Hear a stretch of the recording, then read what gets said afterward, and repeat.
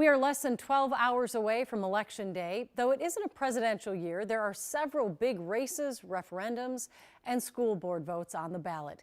Minneapolis is getting national attention for its mayoral and city council races, where there will be a battle for control between centrist Democrats and those on the far left. Our Morgan Wolf spoke to experts about what's at stake. Morgan? Yes, Julie, tomorrow's election features the mayor race and all 13 council seats. The progressive council members that frequently fought with Frey could lose their power if they lose one seat to a centrist that favors him.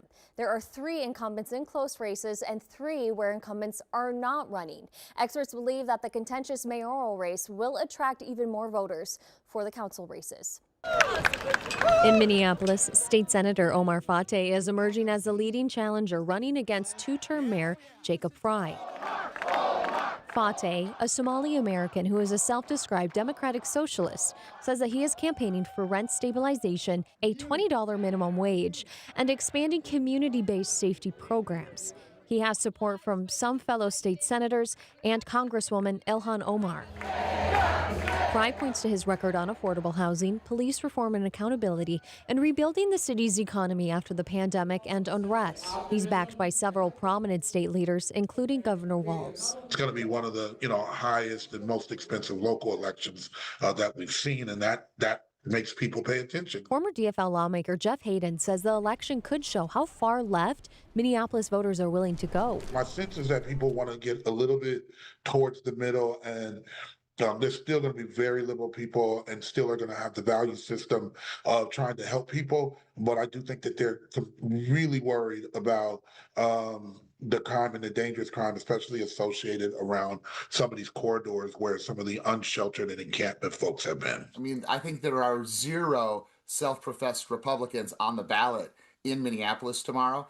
But there is a big difference between the Democratic Socialist wing of the DFL party and the more traditional moderate centrist Democrats. Former Republican strategist Brian McClellan believes that Minneapolis will emerge as a more centrist city. I think you would watch closely kind of the downtown ward that is currently represented by Katie Cashman, who is aligned with that more progressive and left-leaning part of the council. She's in a very tight race, and there's a member of the Minneapolis Parks Board that is challenging her. In North Minneapolis, Jeremiah Ellison is not running for re-election. He was aligned more with that left version of the council. I think the kind of centrist movement hopes that they can win that seat. Kind of good parts of 8 and 6 and 9 really are, looking at a more working class, collective socialist approach to things. Does Jacob Frey and a more moderate centrist city council emerge, or is it Omar Fateh and a very far left city council that's going to take Minneapolis in a direction it's never gone before? And some early voting numbers are showing roughly 23,000 people have voted already, the most votes cast in Ward 6 and Ward 3. Hayden says that 6 could favor Fateh and then 3 could favor Frey. All right. Thank you, Morgan.